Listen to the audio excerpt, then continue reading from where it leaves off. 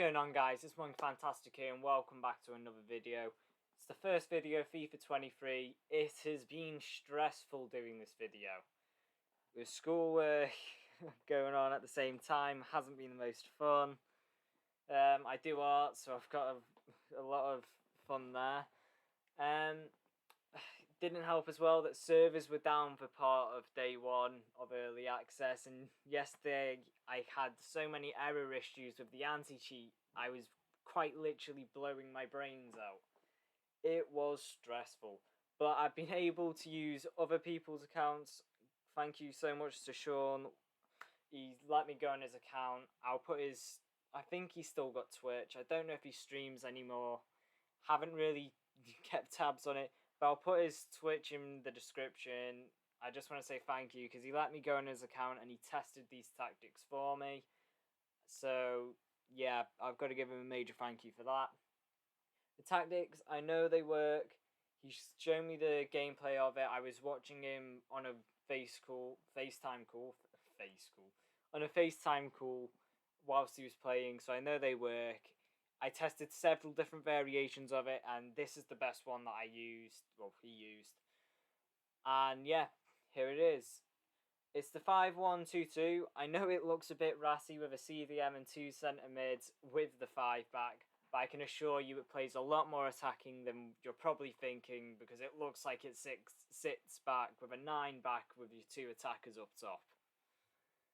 Straight into the tactics, you can either copy them down now or you can actually listen to me.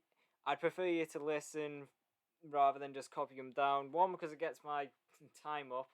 But 2, because it was starting to get a bit annoying, I'm not going to lie to you, last year.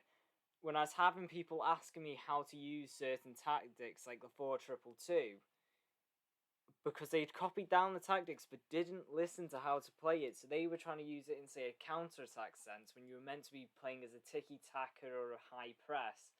And it got a bit annoying, I've got to be honest. It was a bit annoying. However, it's my job to help you. It's what I love to do. I want to help you and give you advice where I can.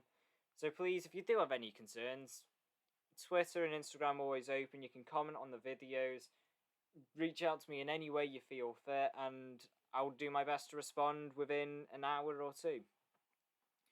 We're getting straight into the tactics. Defensive style balanced.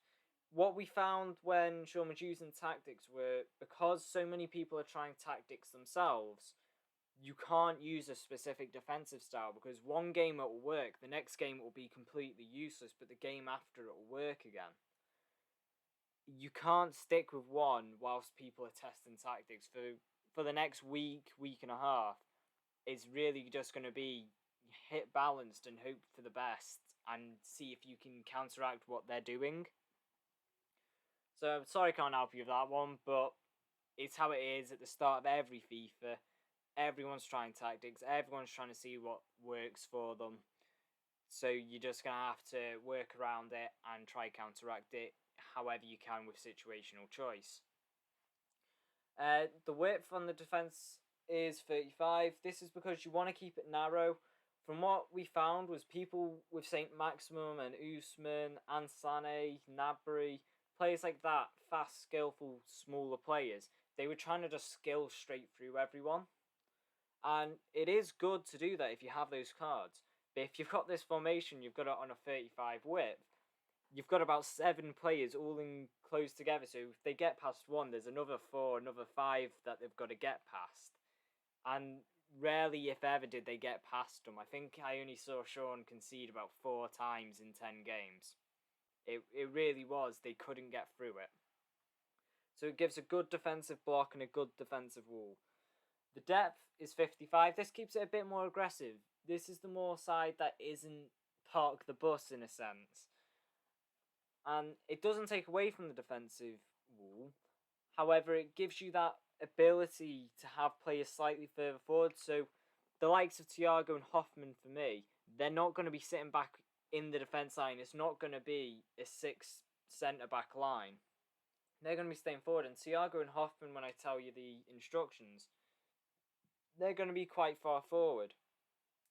They're going to be quite high. They're going to be playing as advanced playmakers, but that's for the instruction area. back onto the depth on that, is to keep it a bit more aggressive, and with the build-up play again, keeping it aggressive with a fast build-up, is to try and push your team forward whilst holding it back. It's a bit confusing to explain, a bit hard to explain, to be honest. But all I can say is it's a lot more aggressive than most 5-backs are, and you're just going to have to trust me with it and use it, and you'll understand what I mean. It's just hard to explain. Chance creation, we went with balanced again. Last year, direct passing worked. However, this year, because so many people are trying out different tactics, they're trying to just block out every style. So having it on balance uses every style, which is practically impossible to block out every attempt. So keeping it on balance will make it easier for you. You can use direct passing, it works quite well. But balance, letting you choose however the hell you want to use it in any attack, is probably the best you can do. And it's what was working the most for Sean yesterday. The width is on 50. This keeps it wide, it doesn't keep it narrow, but it doesn't keep it too wide. It's the balance, it's the middle, and it worked. It keeps the players up a pitch and wide with the depth. It's, again, hard to explain due to how defensive the team is, but how offensive the team is as well. I'm just trying to think how to explain it because my notes are horrendous. Like, I'll post a picture on Twitter later, probably. My writing right now is so bad, it is unreadable at parts. I'm trying to explain it whilst reading and then struggling to read my own writing. So I'm very sorry about this. Yeah, it keeps it wide, it doesn't keep it too narrow, and it's just a perfect balance straight down the middle between 0 and 100. Players in box 6. This is to get players running into the box. The likes of Nunez and Sané, for me, will be sprinting into the box. It will also mean Hoffman and Thiago will start going towards the box. And so it gets a few players up there for you. The corners and free kicks, you can have anywhere between 1 and 3. If you've got really short players, I'd put it on 3 for both, because that means you can have a scrap in the middle. It's just where the ball lands and whether one of your players can get onto it. If you've got really tall players, but only 1 or 2 of them, have it on 1, because you're only going to aim for them. You're not going to aim for Insigne or Messi, for example, on a corner. If you've got some tall, but not tall, I'd go with 2. It's the balance between the middle of them, and it works. It's basically the safe ground between the two areas. Getting into the instructions. On the strikers, we've got getting behind and come back on defense for both of them. This does not mean, and I have to stress, this does not mean they're going to be sitting with the centre-backs and just chilling with a cup of tea. This means they're going to be dropping into the cam and possibly centre-mid position, depending on how long the attack lasts for your opponent. And it'll keep them forward enough that they can get the ball and just sprint with it. However, that's not exactly working unless you've got 99 pace or 95 pace on a player.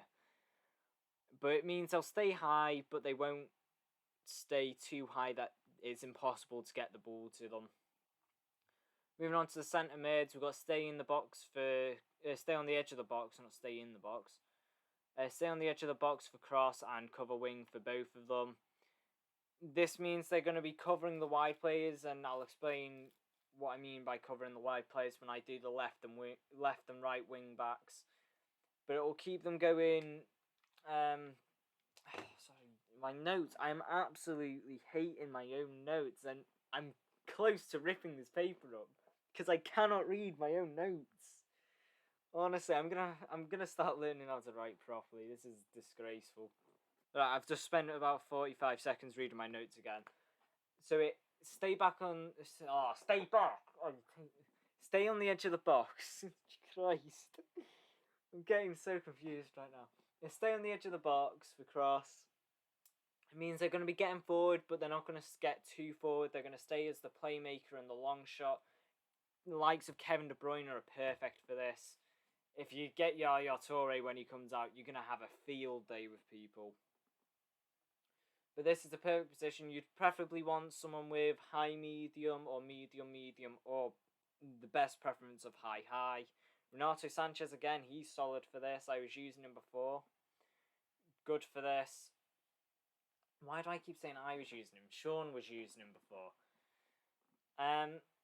Yeah, they plays the middle guys. They hold the midfield, but the guy that holds the midfield is going to be, for me, Jordan Henderson. I've got to admit, I did not think Henderson would be able to do this job properly because of his pace. But if you have it on cover centre, optional for deep line playmaker. I don't, because I've got Thiago as a playmaker. If you don't have a good playmaker in the left and right mids, then put it on the CDM, because they're going to have a bit more space to be able to be that ball playing option. Stay back whilst attacking and cut passing lanes, as always with CDMs.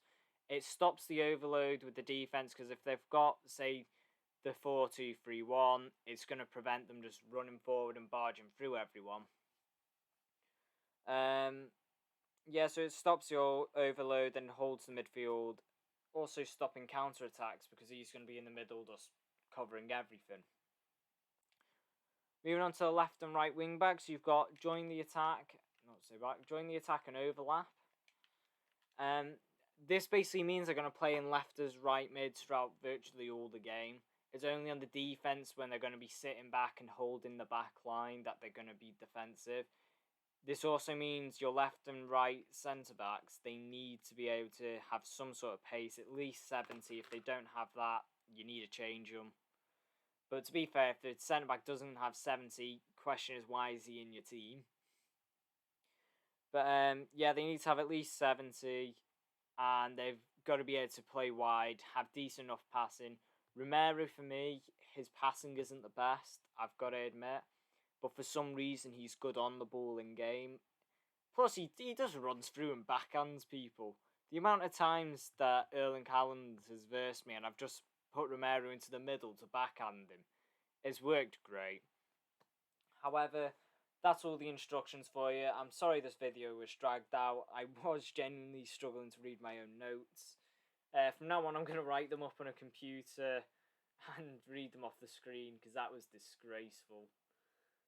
Yeah, good luck with the first weekend league if you're doing it. If not, have fun with Div Rivals.